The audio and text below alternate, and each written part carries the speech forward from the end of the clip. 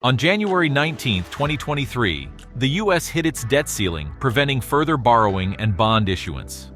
By May 15th, after 4 months of managing expenses with available cash and special measures, Janet Yellen warned Congress of the looming financial crisis. She highlighted the risk of the federal government defaulting on its obligations by mid-June if the debt ceiling wasn't adjusted. In her message to Kevin McCarthy, Yellen emphasized the urgency, noting the Treasury might run dry by early June, possibly even by June 1st. Keep watching until the end of the video to see what China just did to the U.S. Trust me, you don't want to miss this.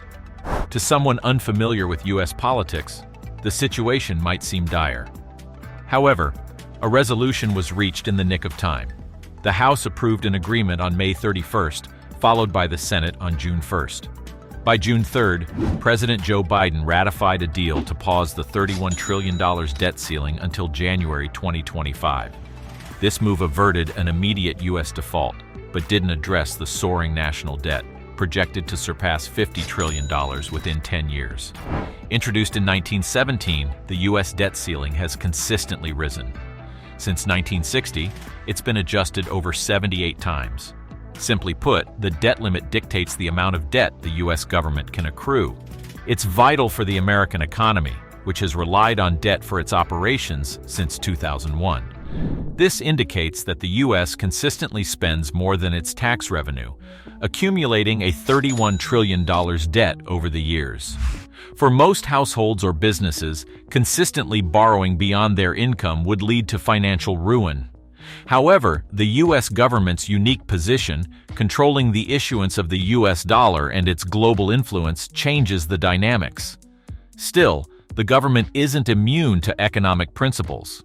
We're nearing a critical juncture, and the current leaders seem more focused on short-term political gains than long-term solutions. The debt issue is escalating, expanding at an alarming rate.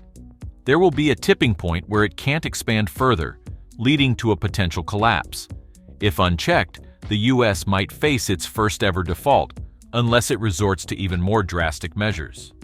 The only apparent solution might cause more harm to the American populace, and it seems this strategy is already in motion. Ray Dalio, founder of the world-renowned hedge fund Bridgewater Associates, has shown support for the Chinese Communist Party. He keenly observes America's trajectory, which seems inevitable.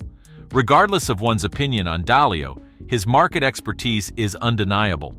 Historically, the U.S. has run significant deficits during major wars like Wu and Vietnam. However, the 21st century saw a shift. While wars in Afghanistan and Iraq were significant, they weren't monumental in the context of U.S. history. Despite these wars concluding, the deficit keeps growing, with no restraint on money printing. The 2008 financial crisis and the subsequent 2009 stimulus package signed by Obama pumped $831 billion into the economy, leading to a $1.4 trillion yearly deficit. Obama's Affordable Care Act in 2010 further strained finances, costing $7 trillion in 2022, nearly 23% of the total budget. Additionally, an accounting error at the Pentagon led to an unintended $6 billion aid to Ukraine, on top of the already committed $47 billion. The reasons for this oversight remain speculative. Coming back to the debt issue, the U.S. hit the $31 trillion debt ceiling. Accumulated mistakes have brought us to this brink. The potential for a U.S. default was hinted at in 2011 when the S&P downgraded the U.S. credit rating due to deficit concerns. Then, the debt ceiling was $14 trillion, less than half of today's. It's likely the ceiling will keep rising, leading to further complications. The stability of U.S. government bonds, often seen as a safe, low-yield investment, is threatened.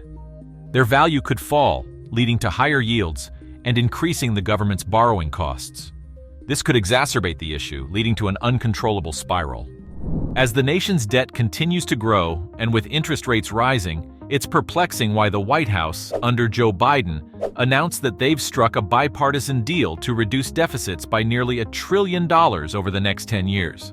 You might wonder, how could the U.S. government ever default when they can simply raise the debt ceiling or print more money? Enter Ray Dalio.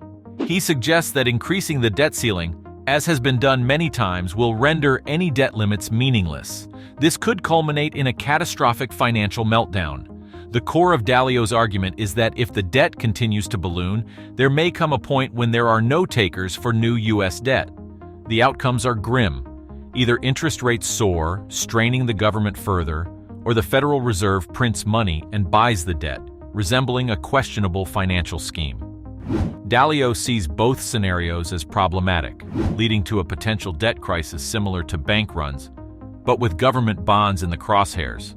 Under the current political landscape, there seems to be no way out. A default could wreak financial chaos and societal unrest. If it were to occur, numerous investors and financial entities could see their portfolios, heavy with government bonds, plummet in value. The ripple effect would touch equity markets globally, given the weight of treasuries in the market. Essential government sectors like defense, healthcare, and social programs might stall or operate with limited resources. The societal backlash could be severe, marked by shortages, riots, and a surge in violent crime, potentially destabilizing the very fabric of the U.S. Dalio does offer a potential solution, although it appears cautious. He believes in comprehensive structural changes, beyond just short-term measures. He advocates for a well-thought-out bipartisan plan, focused on ensuring Americans earn more than they spend, thereby creating a balanced economy with sustainable government finances. However, this implies that leaders like Biden and McCarthy would need to bridge their differences and bypass the extreme factions within their parties. Given the current political climate, the feasibility of such cooperation remains doubtful. Bipartisan solutions in American politics are elusive, mainly because they don't guarantee electoral victories or allow for placing blame on the opposition.